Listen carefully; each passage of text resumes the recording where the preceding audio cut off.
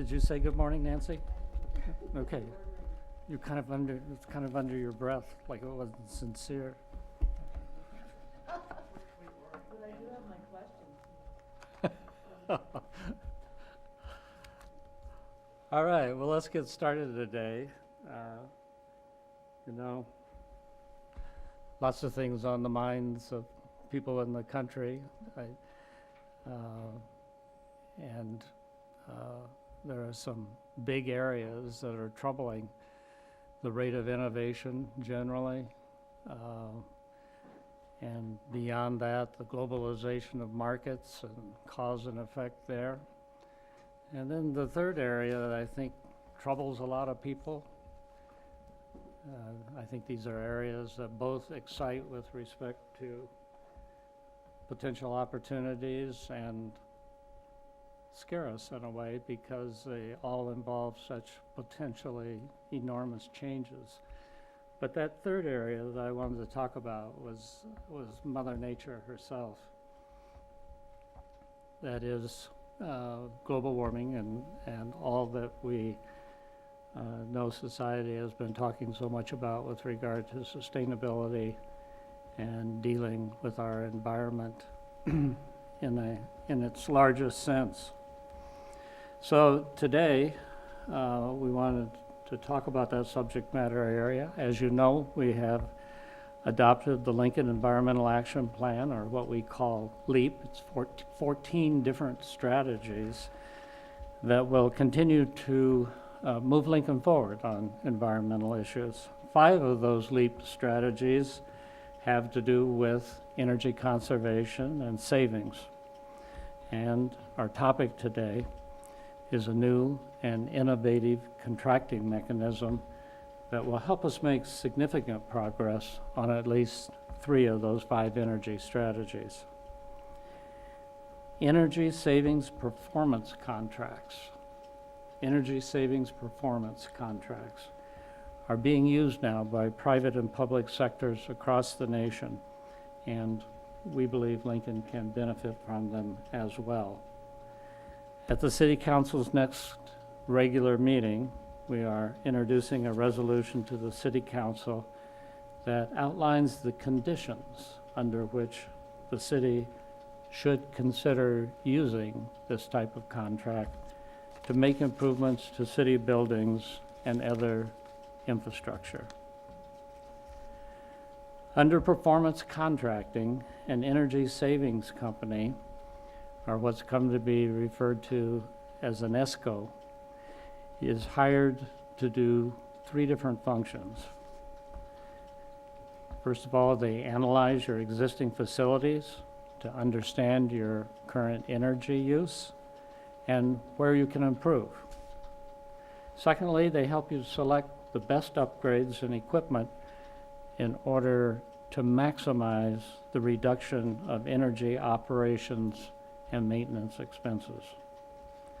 Third, they procure and install these improvements, and the savings from reducing expenses help pay for the upgrades.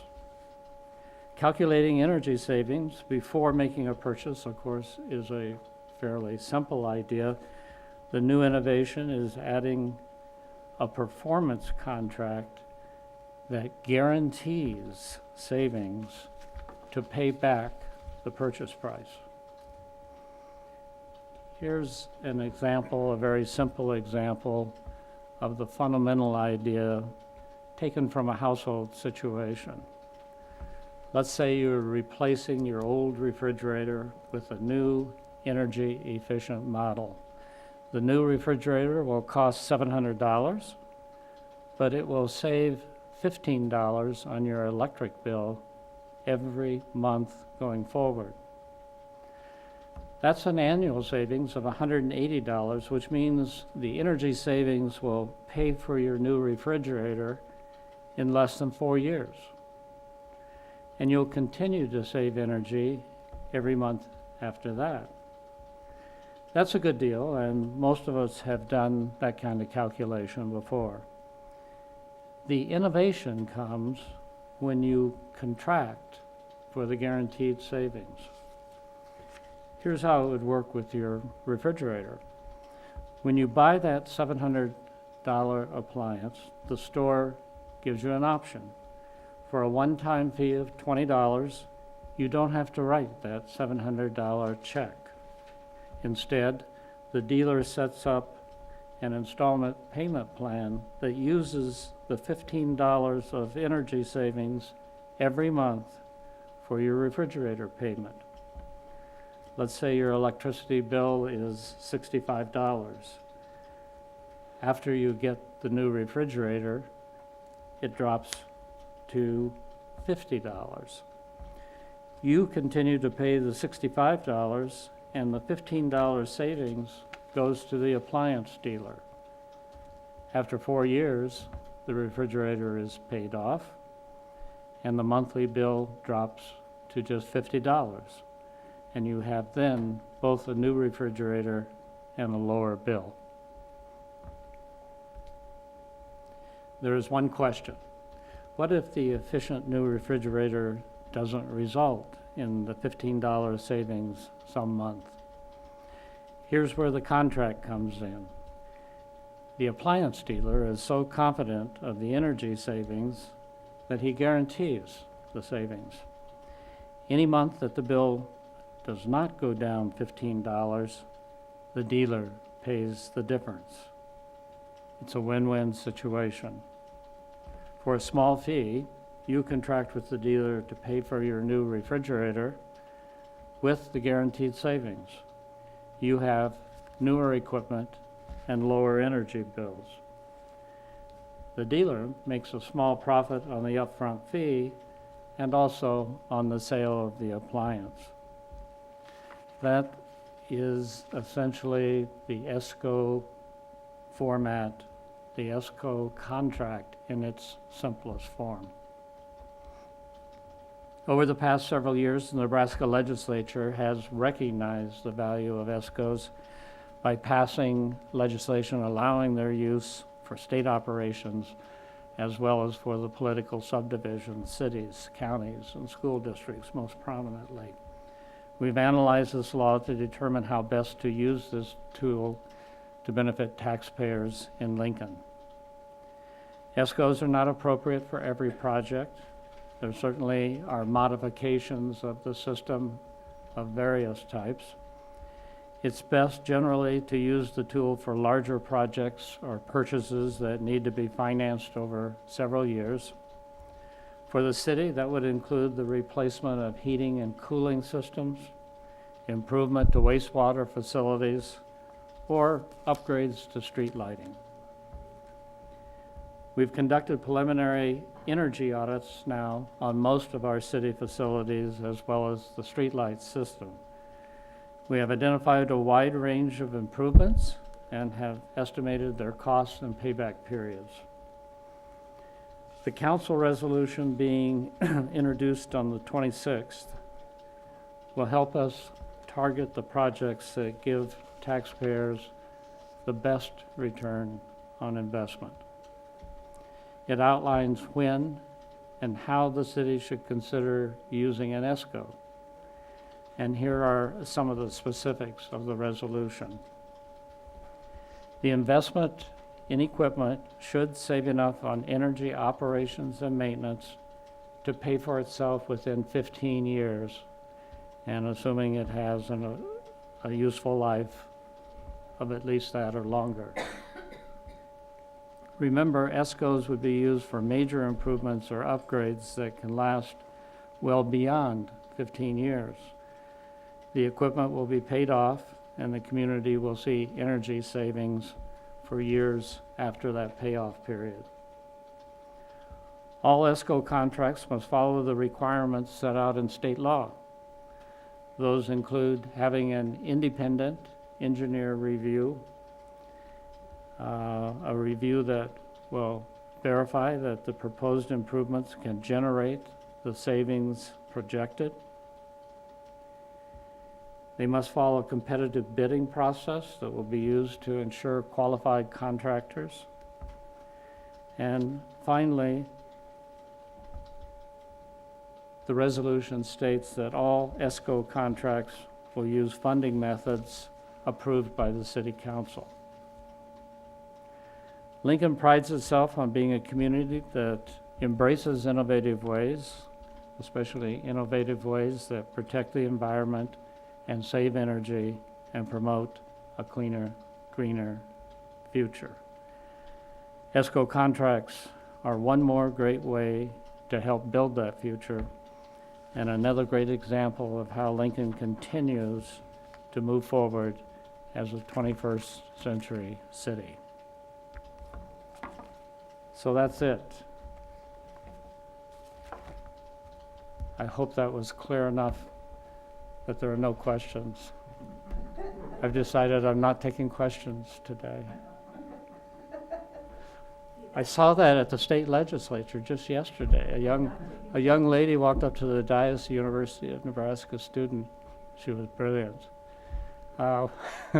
She was so brilliant that at the end, the chairman said, does anybody have any questions, as he usually does? And she said, oh, I'm not taking questions. And everybody laughed and she got away with it. It was great. Questions? The ESCO, is this a private company or is this some kind of partnership that the city sets up and controls? The ESCOs are generally private companies, yes. And do they then provide the equipment that they want to provide that fits within the framework so the city doesn't bid for equipment anymore? All right, I'm going to ask Frank to come up here. Frank Ularic. Do you have specific projects you're going to use this on? Are you going to do all the whole city of LED lights and pay for it this way? Yeah, there are several specific projects that involve city facilities, buildings as such, and also LED lighting, wastewater. What else, Frank, have you been working on in terms of buildings and facilities? All Parks and Rec. This is Frank Ularic, who works directly in my office on energy matters. Sustainability, compliance, and all things therein. We've looked at Parks and Rec facilities at a high level. We want to proceed with a more detailed analysis. Libraries, some public works facilities, fire department, police facilities as well. Taking a good look at, well, what's the future use of each of these buildings? We're not going to spend money on projects that are, buildings are up for removal or replacement or actual abandonment. So we've got a pretty thorough assessment done on a vast majority of them, and of course the streetlight system, which we're nearing final figures and proposals on that. So we've just dug into some of the water treatment and wastewater treatment operations. They've been very efficient operations through the years, so trying to squeeze more efficiencies out of them is challenging, but there are some opportunities we'll look at there as well.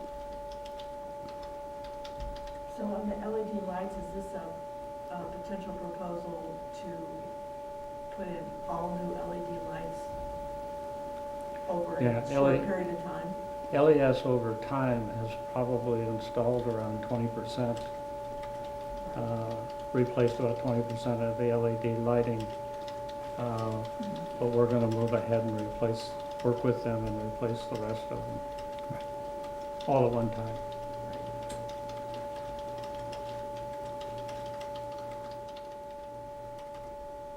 And how does the ESCO work as far as what kind of equipment the city actually gets? Does the city have any say over? Oh, absolutely. They prefer to work with our already approved vendors or engineers, et cetera, contractors. But in the end, it's going to be what's the most value to the city and what's going to be the most reliable equipment and vendors that we're going to use. So focusing initially on local contractors and resources, because that's also our intent is to assist the local economy as well. Who makes it? Does it go through the city's bid system or does it go through a separate bid system?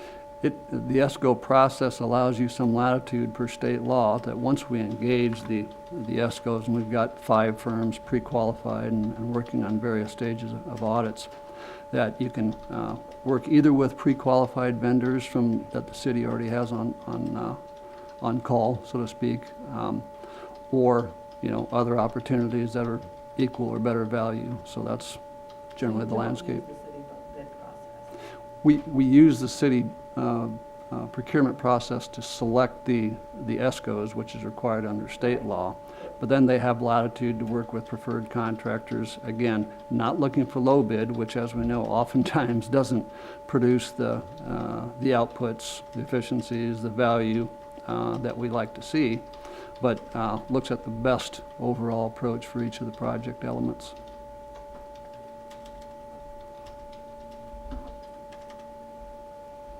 Are there any other, besides the LED lights, are there any specific projects that if you get approval for this, the city would like you to look at? Right. Libraries are pretty close to having a final proposal, and that'll include a variety of HVAC, heating, ventilation, air conditioning improvements across some of the libraries, weatherization, weather stripping, vending machine miser equipment, which turns off vending machines at a certain point, which is a low-cost, high payback opportunity. Wide variety of other initiatives. Just in some cases, just tweaking the system, the control systems or the HVAC systems to make them more efficient, which again is a very low-cost, high-value opportunity for these facilities. This looks at its face as a way to do longer-term financing rather than outright purchases. Is that for some things that may have been outright purchases currently? Is this a way to use debt financing? Absolutely. Much of this we would be using the capital improvement program to some degree, or some coming out of operational expenses. It's just going to vary from project to project. I didn't understand the answer. The capital improvement, you're saying that this would use the capital improvement program? I thought it would use their utility savings. It'll use utility savings, but in some cases where it overlaps with a project that was already in the CIP, some or all of that budgeted amount may be put towards the project to lower the debt as well. But this would be a way that the city would use more debt financing for things that currently purchase up front. That had a question mark at the end of it. It was a statement with a question mark. Yes, and maybe Brandon might better respond to the question. I don't know if I'm going to give you a clear answer either, Brandon but is our finance officer, for those of you who don't know, Brandon Kaufman. so financing the projects, I'd say, is probably going to be more of on a case-by-case basis. We've talked about various things like internal financing, or you could also issue debt. One of the ways also ESCOs, they could also go to the market, issue their own debt for the project, and then they would guarantee that repayment. So there's multiple ways to finance it, and we're still reviewing those kind of on a project-by-project basis. Okay, I'll ask all the questions later. Okay. Did we answer your question, though? I'm not sure, Okay. but I think so. I do assure you, it's not a mechanism to try to get around current laws. It's a mechanism to deal with a peculiar situation that's been creatively discovered by the private sector. And we were encouraged by former council people to use this mechanism because of the unique nature of the system that's provided. And of course, it's limited to energy savings situations. Both energy and broader utility usage, if we can save water, impacts on the wastewater system, that's all calculated as well. Beyond just energy, traditional electricity and gas, if there's other savings for water use, wastewater reductions, and any operational and maintenance savings, that's factored into the decision as well. Okay, so the council approves the resolution, then the administration, do any of the projects go back to the council for approval, or does this then become an administrative decision? Well, I think that generally depends on the type of approval that may have been given by the council, but one way or another, the council has to approve.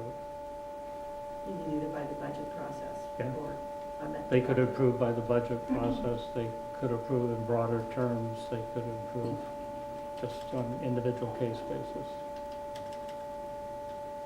Any more questions? All right. Good to go? Thank you very much.